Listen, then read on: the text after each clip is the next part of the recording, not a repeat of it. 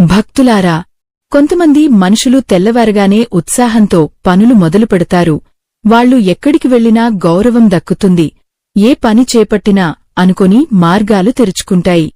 కాని మరికొందరు మాత్రం తెలివి ఉన్నా, శ్రమ ఉన్నా, మంచి మనసు ఉన్నా కూడా ప్రతి అడుగులో ఆటంకాలనే ఎదుర్కొంటారు.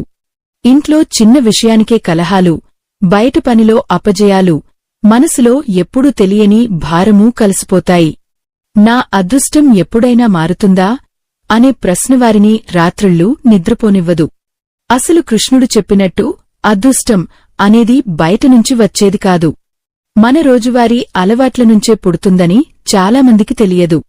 కొందరు ఉదయం కళ్లు తెరిచిన క్షణం నుంచే తమ జీవిత ద్వారాలను తామే మూసుకుంటుంటారు. మరికొందరు చిన్న చిన్న పవిత్ర అలవాట్లతో తమ భాగ్యాన్ని వెలిగించుకుంటుంటారు. ఒకే ఊరిలో ఒకే పరిస్థితుల్లో జీవించిన ఇద్దరి జీవితాలు ఎందుకు భిన్నంగా మారాయి? ఒకరి ఇంట్లో ఆనందం నిలవగా మరొకరి ఇంట్లో నిరాశ ఎందుకు పెరిగింది? ఈ ప్రశ్నకు సమాధానం తెలుసుకోవడానికి ఒక చిన్న గ్రామంలో జరిగిన ఆశ్చర్యకరమైన సంఘటనను ఇప్పుడు వినబోతున్నారు.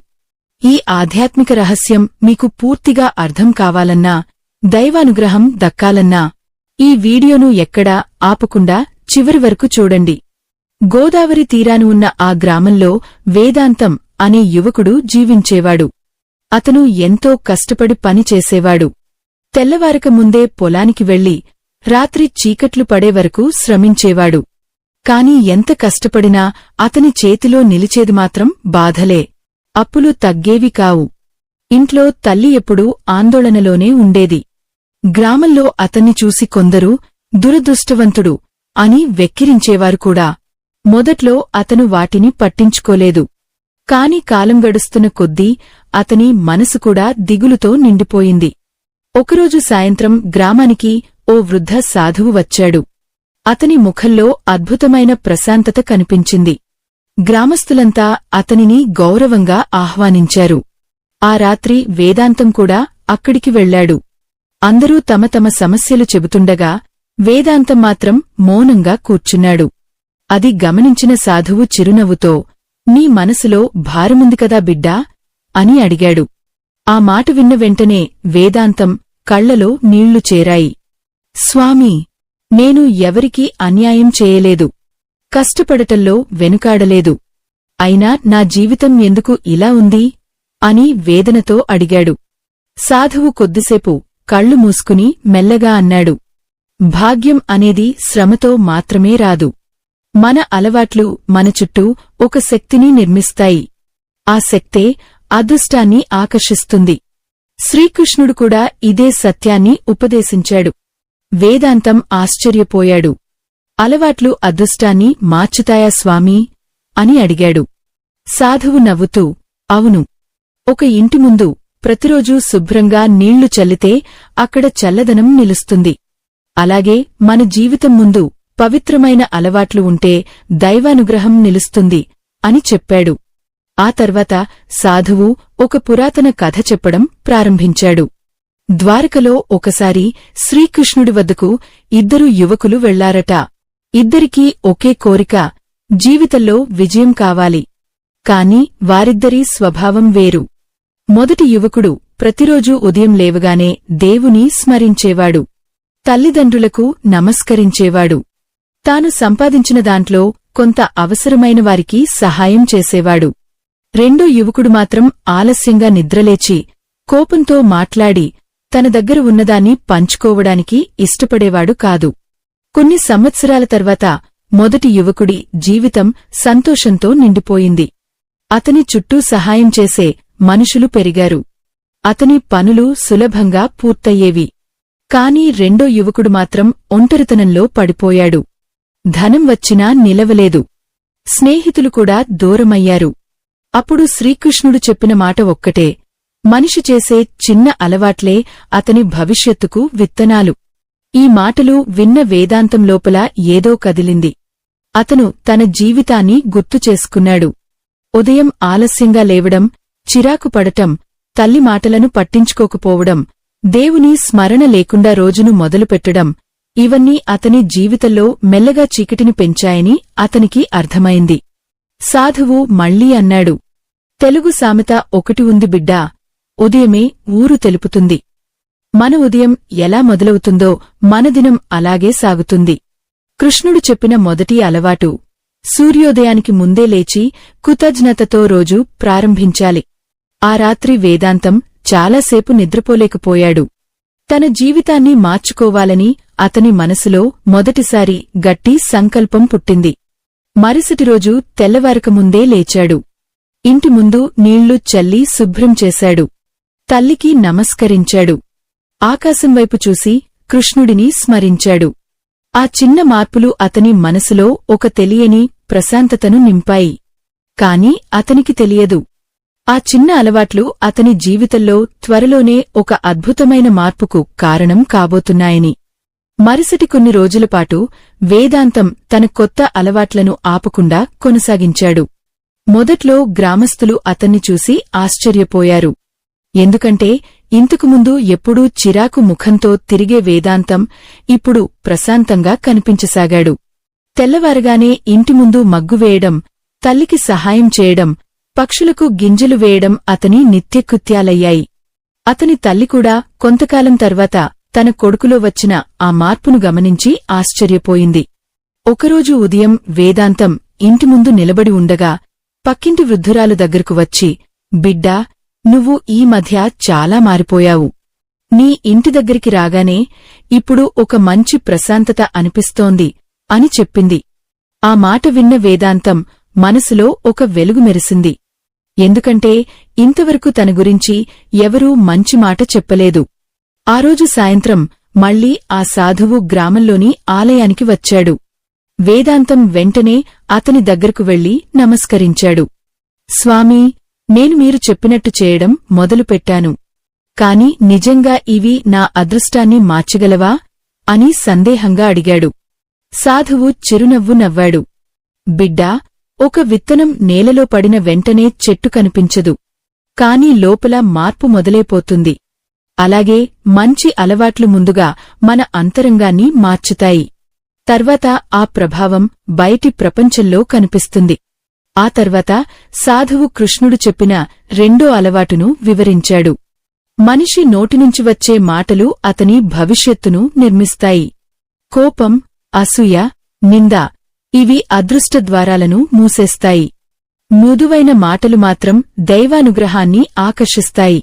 ఆ మాటలు విన్న వేదాంతం తన గతాన్ని గుర్తుచేసుకున్నాడు.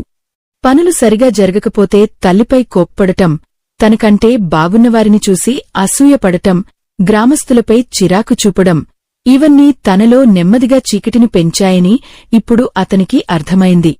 ఆ రోజునుంచే అతను మాటల్లో మార్పు తీసుకురావాలని నిర్ణయించుకున్నాడు. ఎవరు ఏం మాట్లాడినా కోపంతో స్పందించకుండా శాంతంగా జవాబు ఇవ్వడం ప్రారంభించాడు.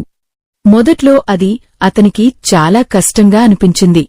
కాని ప్రతిసారి కోపం వస్తే కృష్ణుడి పేరు జపించేవాడు. కొద్ది రోజుల తర్వాత ఆశ్చర్యకరమైన సంఘటన జరిగింది.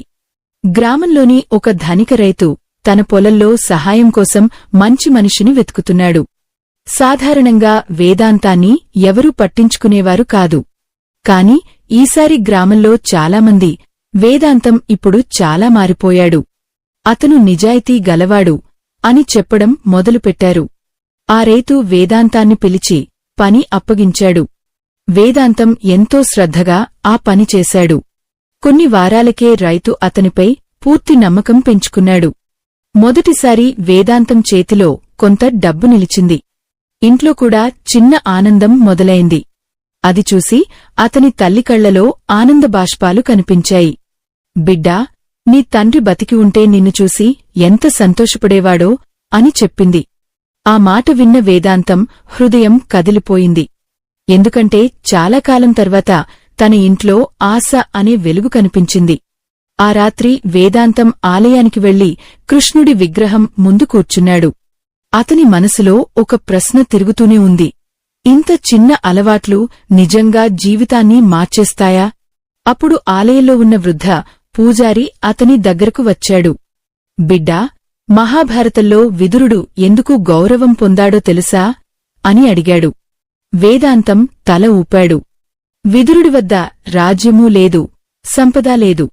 కాని అతనికి ఉన్న పవిత్రమైన అలవాట్లు, ధర్మబద్ధమైన మాటలు అతన్ని మహానుభావుడిని చేశాయి. కృష్ణుడు కూడా రాజమహలాలను వదిలి విదురుడి ఇంటికి వెళ్లాడు. ఎందుకంటే శుభ్రమైన హృదయం ఉన్న చోటే లక్ష్మి నిలుస్తుంది. ఆ మాటలు వేదాంతం మనసులో గాఢంగా ముద్రపడ్డాయి. కొన్ని రోజుల తర్వాత గ్రామంలో ఒక పెద్ద ఉత్సవం జరిగింది. అందరూ తమ తమ పనుల్లో బిజీగా ఉన్నారు. అప్పుడు అకస్మాత్తుగా భారీ వర్షం మొదలైంది. ఆలయ ప్రాంగణం మొత్తం నీటితో నిండిపోయింది. చాలామంది అక్కడినుంచి వెళ్లిపోయారు. కాని వేదాంతం మాత్రం ఒంటరిగా నిలబడి ఆలయాన్ని శుభ్రం చేయడం ప్రారంభించాడు.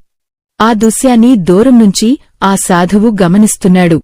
అతని ముఖంలో సంతోషం కనిపించింది. ఎందుకంటే వేదాంతం ఇప్పుడు కేవలం అలవాట్లు మార్చుకోవడం కాదు, తన ఆత్మను కూడా శుభ్రపరుచుకుంటున్నాడు.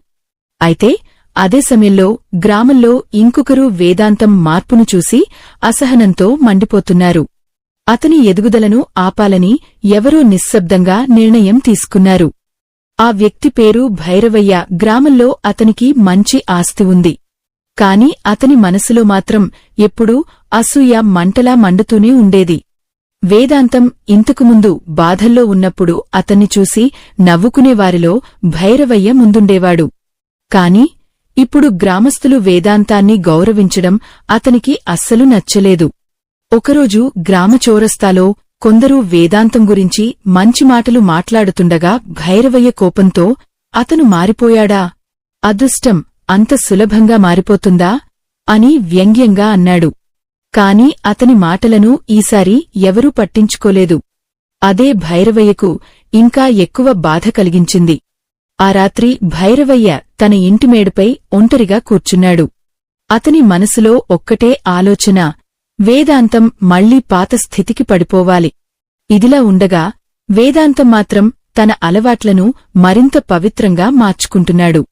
ఉదయం సూర్యోదయానికి ముందే లేచి ప్రార్థన చేయడం, ఆకలితో ఉన్నవారికి అన్నం పెట్టడం, తల్లి పాదాలకు నమస్కరించడం అతని జీవితంలో భాగమయ్యాయి.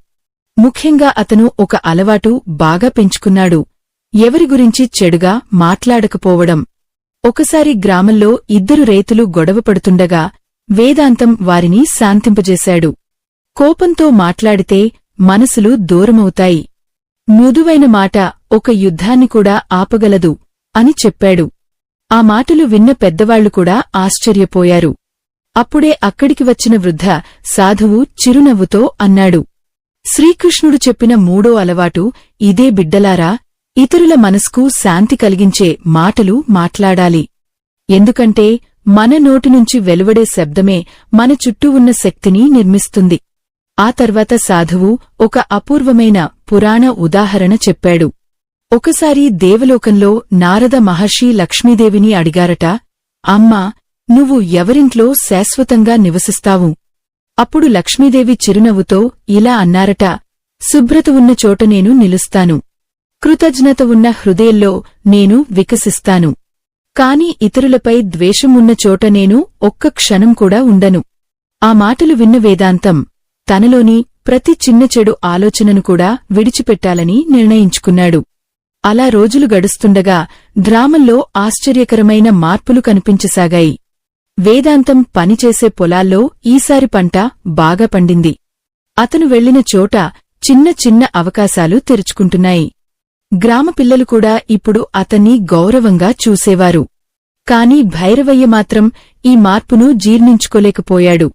ఒకరోజు అతను కొందరిని పిలిచి వేదాంతంపై తప్పుడు ప్రచారం చేయాలని ప్రయత్నించాడు. అతను బయటకు మంచివాడిలా నటిస్తున్నాడు అని చెప్పాడు. కాని ఆశ్చర్యకరంగా గ్రామస్థులు ఈసారి భైరవయ్య మాటలను నమ్మలేదు. ఎందుకంటే వారు వేదాంతంలో వచ్చిన నిజమైన మార్పును తమ కళ్లతో చూశారు. అది చూసి భైరవయ్య కోపంతో రగిలిపోయాడు. ఆ రాత్రి వేదాంతం ఇంటి ముందు దీపం వెలిగించి కూర్చున్నాడు. ఆ చిన్న దీపజ్యోతి అతని ముఖంపై పడుతుండగా అతని తల్లి మెల్లగా అడిగింది, బిడ్డా, నీలో ఈ మార్పు ఎలా వచ్చింది? వేదాంతం చిరునవ్వుతో, అమ్మా, మన అదృష్టం బయట ఎక్కడో దాగి ఉండదు, మన రోజువారీ అలవాట్లలోనే ఉంటుంది అని ఇప్పుడు అర్థమైంది అని అన్నాడు. ఆ మాట విన్న తల్లి ఆనందంతో కన్నీళ్లు పెట్టుకుంది. ఆ క్షణంలో వేదాంతం మనసులో ఒక గొప్ప ప్రశాంతత నిండిపోయింది. ఎందుకంటే ఎన్నో సంవత్సరాల తర్వాత అతను మొదటిసారి తనను తాను గౌరవించడం నేర్చుకున్నాడు. మీ జీవితంలో కూడా ఇలాంటి మార్పు ఎప్పుడైనా వచ్చి ఉంటే కామెంట్స్లో ఓం నమో భగవతే వాసుదేవాయ అని రాయండి. అయితే అదే రాత్రి గ్రామం చివరనున్న పాత వటవృక్షం దగ్గర భైరవయ్య ఒక రహస్య నిర్ణయం తీసుకున్నాడు. వేదాంతం జీవితాన్ని మళ్లీ చీకటిలోకి నెట్టే పని మరుసటి ఉదయమే ప్రారంభం కానుంది. మరుసటి రోజు గ్రామంలో పెద్ద కలకలం చెలరేగింది. ధనిక రైతు ఇంట్లో భద్రపరిచిన బంగారు నాణేల సంచి కనిపించకుండా పోయింది. ఆ వార్త క్షణాల్లో ఓరంతా వ్యాపించింది. ఎవరిమీదా అనుమానం రాకపోయినా కొందరి నోళ్లలో మాత్రం ఒక్క పేరే వినిపించింది, వేదాంతం. ఎందుకంటే ఆ రైతు ఇంటికి చివరిసారిగా వెళ్ళింది వేదాంతమే. వేదాంతం ఈ విషయం విన్న వెంటనే దిగ్భ్రాంతికి గురయ్యాడు. నేను ఎలాంటి తప్పు చేయలేదు అని చెప్పినా కొందరు అనుమానంతో అతన్ని చూడడం ప్రారంభించారు. అతని తల్లి భయంతో వణికిపోయింది. ఎన్నో రోజుల తర్వాత ఇంట్లో మళ్లీ ఆందోళన మేఘాలు కమ్ముకున్నాయి. అప్పుడు వేదాంతం మనసులో ఒక్క క్షణం కోపం ఉప్పొంగింది. ఇంత మారినా మంచి మార్గంలో నడిచినా నా జీవితంలో పరీక్షలు ఎందుకు ఆగడంలేదు అనే బాధ అతన్ని లోపలనుంచి కుదిపేసింది. అదే సమయంలో ఆ వృద్ధ సాధువు అతని ఇంటి ముందు ప్రత్యక్షమయ్యాడు.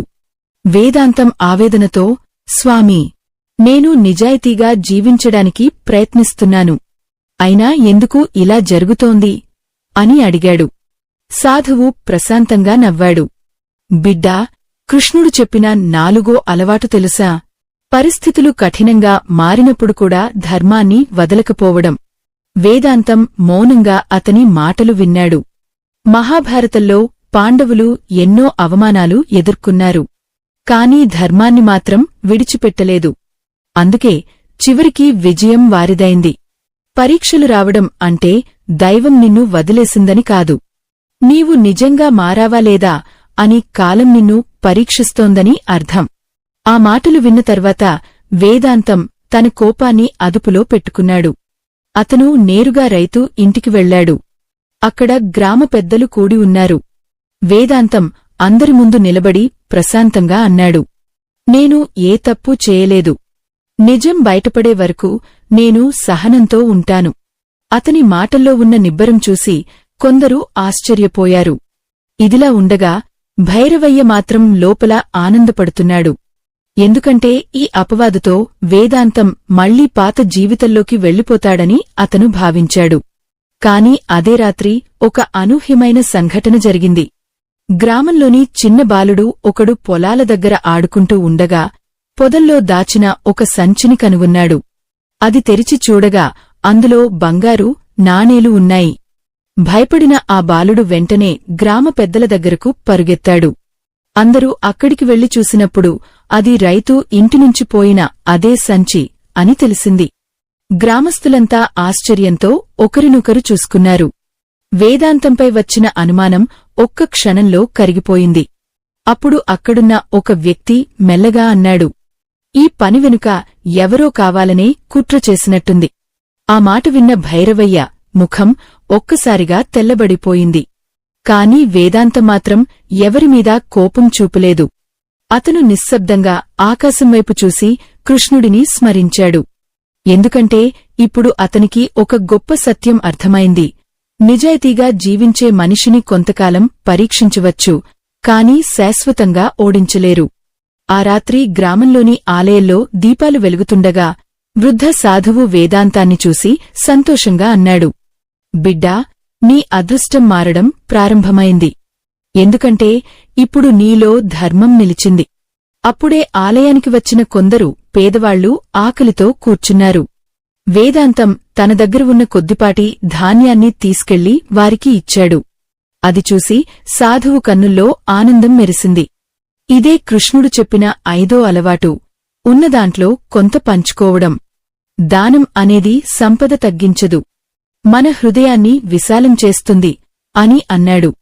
ప్రియమైనవారు, ఈ ఆధ్యాత్మిక కథలు మీ హృదయాన్ని తాకి ఉంటే ధర్మాన్ని మరింతమందికి చేరవేయడానికి స్కానర్ ద్వారా మీ శక్తి మేర సహాయం చేయండి. మీ చిన్న సహాయం కూడా ఎన్నో మంచి సందేశాలను వెలుగులోకి తీసుకువస్తుంది. ఆ రాత్రి వేదాంతం ఆలయ మెట్లపై కూర్చుని ఉండగా ఆకాశంలో మేఘాలు మెల్లగా తొలగిపోయాయి. చంద్రుని వెలుగు అతని ముఖంపై పడింది.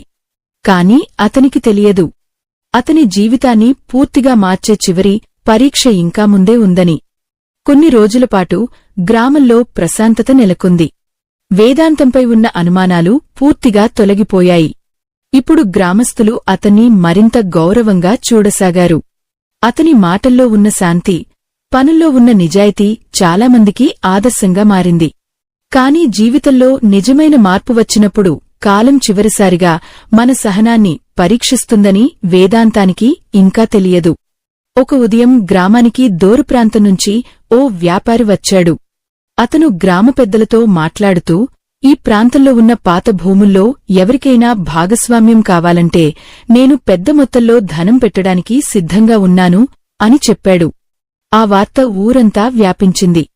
చాలామంది ఆశతో ఆ వ్యాపారి చుట్టూ తిరగసాగారు. ఆ వ్యాపారి దృష్టి చివరకు వేదాంతంపై పడింది. నీ నిజాయితీ గురించి చాలా విన్నాను. నాతో కలిసి పనిచేస్తే కొద్ది కాలంలోనే చాలా ధనం సంపాదించగలవు అని అతను చెప్పాడు. మొదట్లో వేదాంతం ఆశ్చర్యపోయాడు. ఎందుకంటే తన జీవితంలో ఇంత పెద్ద అవకాశం ఎప్పుడూ రాలేదు. అతని తల్లి కూడా, బిడ్డా, మన కష్టాలు ఇప్పుడు పూర్తిగా తొలగిపోతాయేమో అని ఆశతో చెప్పింది. కాని ఆ రాత్రి వేదాంతం మనసులో ఒక విచిత్రమైన అసాంత్వనం మొదలైంది. ఎందుకో ఆ వ్యాపారి మాటల్లో అతనికి స్వచ్ఛత కనిపించలేదు. అతను ఆలయానికి వెళ్లి మౌనంగా కూర్చున్నాడు. అప్పుడే వృద్ధ సాధువు అక్కడికి వచ్చాడు. నీ మనసు ఎందుకు కలత చెందుతోంది బిడ్డా అని అడిగాడు. వేదాంతం జరిగిన విషయం మొత్తం చెప్పాడు. సాధువు కొద్దిసేపు నిశ్శబ్దంగా ఉండి మెల్లగా అన్నాడు, కృష్ణుడు చెప్పిన 6వ అలవాటు తెలుసా? ఆశ మనసును అంధం చేయకుండా జాగ్రత్తపడటం. వేదాంతం శ్రద్ధగా విన్నాడు. ధనం అవసరం, కాని ధర్మాన్ని మరిచిపోయే ఆశ మాత్రం మనిషిని నెమ్మదిగా పతనానికి నెడుతుంది. రామాయణంలో కూడా మారీచుడు బంగారు జింక రూపంలో కనిపించినప్పుడు అది ఒక పరీక్షగా మారింది. బయట మెరుపు కనిపించిన ప్రతిదీ శుభం కాదు. ఆ మాటలు వేదాంతం హృదయంలో బలంగా ముద్రపడ్డాయి. మరుసటి రోజు ఆ వ్యాపారి మళ్లీ అతని దగ్గరకు వచ్చాడు. త్వరగా నిర్ణయం తీసుకో, ఈ అవకాశం మళ్లీ రాదు అని ఒత్తిడి చేశాడు. అప్పుడు వేదాంతం ప్రశాంతంగా ఒక ప్రశ్న అడిగాడు. మీరు పెట్టుబడి పెట్టే భూములు ఎవరివో, వాటి పత్రాలు సరిగ్గా ఉన్నాయో నాకు తెలుసుకోవాలి. ఆ ప్రశ్న విన్న వెంటనే ఆ వ్యాపారి ముఖంలో క్షణికమైన భయం కనిపించింది. అతను మాట మార్చేందుకు ప్రయత్నించాడు. కాని వేదాంతం పట్టుదలగా వివరాలు అడిగాడు. కొన్ని రోజుల తర్వాత గ్రామ పెద్దలకు ఒక నిజం తెలిసింది. ఆ వ్యాపారి అసలు ఉద్దేశం గ్రామస్థుల అమాయకత్వాన్ని ఉపయోగించుకుని భూములను తన ఆధీనంలోకి తీసుకోవడం. అతను మోసపూరిత పద్ధతులతో చాలా చోట్ల ప్రజలను ఇబ్బందులకు గురిచేశాడని బయటపడింది. గ్రామస్థులంతా ఒక్కసారిగా వేదాంతాన్ని చూసి ఆశ్చర్యపోయారు. ఎందుకంటే అతను ఆశకు లోనే ఉంటే మొత్తం గ్రామం పెద్ద సమస్యలో పడిపోయేది. ఆ సమయంలో వృద్ధ సాధువు చిరునవ్వుతో అన్నాడు, ఇప్పుడు నీకు అర్థమైందా బిడ్డా? అదృష్టం అంటే అకస్మాత్తుగా వచ్చే ధనం కాదు, సరైన సమయంలో సరైన నిర్ణయం తీసుకునే జ్ఞానం. ఆ మాటలు విన్న వేదాంతం కళ్లలో ఆనందబాష్పాలు మెరిశాయి. ఆ రాత్రి గ్రామంలోని పెద్దవాళ్లు అందరూ కలిసి వేదాంతాన్ని సత్కరించారు. ఒకప్పుడు అతన్ని దురదృష్టవంతుడు అని పిలిచినవారే ఇప్పుడు ఈ గ్రామానికి నిజమైన శుభం తీసుకొచ్చినవాడు అని ప్రశంసించారు. వేదాంతం మాత్రం వినయంగా తలవంచాడు. ఎందుకంటే అతనికి ఇప్పుడు ఒక గొప్ప సత్యం తెలిసింది. అదృష్టం అనేది బయటనుంచి వచ్చే వరం కాదు. మన ఆలోచనలు, అలవాట్లు, మాటలు, ధర్మం కలిసినప్పుడు మన జీవితం చుట్టూ ఏర్పడే పవిత్ర శక్తే నిజమైన భాగ్యం. ఆకాశంలో నక్షత్రాలు మెరిసిపోతుండగా వృద్ధ సాధువు వేదాంతాన్ని చూసి చివరిసారిగా ఒక మాట అన్నాడు. నీ జీవితం మారింది బిడ్డా, కాని ఈ మార్పు వెనుక ఇంకా ఒక దైవ రహస్యం ఉంది. అది తెలుసుకున్న రోజే నీ ఆనందం సంపూర్ణమవుతుంది. ఆ మాటలు విన్న తర్వాత వేదాంతం మనసులో కొత్త ఆసక్తి మొదలైంది. స్వామీ, నా జీవితాన్ని మార్చిన ఆ చివరి రహస్యం ఏమిటి అని అతను వినయంగా అడిగాడు. వృద్ధ సాధువు చిరునవ్వుతో ఆలయ గోపురం వైపు చూశాడు. ఆ సమయంలో ఉదయసూర్యుడు మెల్లగా ఆకాశాన్ని కాంతితో నింపుతున్నాడు. బిడ్డా అని సాధువు ప్రారంభించాడు. మనుషులు సాధారణంగా అదృష్టం అంటే ధనం, గౌరవం, విజయమని భావిస్తారు. కాని కృష్ణుడు చెప్పిన అసలైన భాగ్యం మనస్కు లభించే ప్రశాంతత. వేదాంతం మౌనంగా విన్నాడు.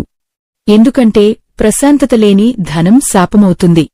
ధర్మం లేని విజయం భయంగా మారుతుంది. కాని పవిత్రమైన అలవాట్లతో జీవించే మనిషికి చిన్న జీవితం కూడా స్వర్గంలా అనిపిస్తుంది. ఆ మాటలు విన్న క్షణంలో వేదాంతం తన గతాన్ని గుర్తుచేసుకున్నాడు. ఒకప్పుడు అతనికి అన్నీ భారంగా అనిపించేవి. ప్రతి ఉదయం నిరాశతో మొదలయ్యేది. కాని ఇప్పుడు చిన్న విషయాల్లో కూడా ఆనందం కనిపిస్తోంది.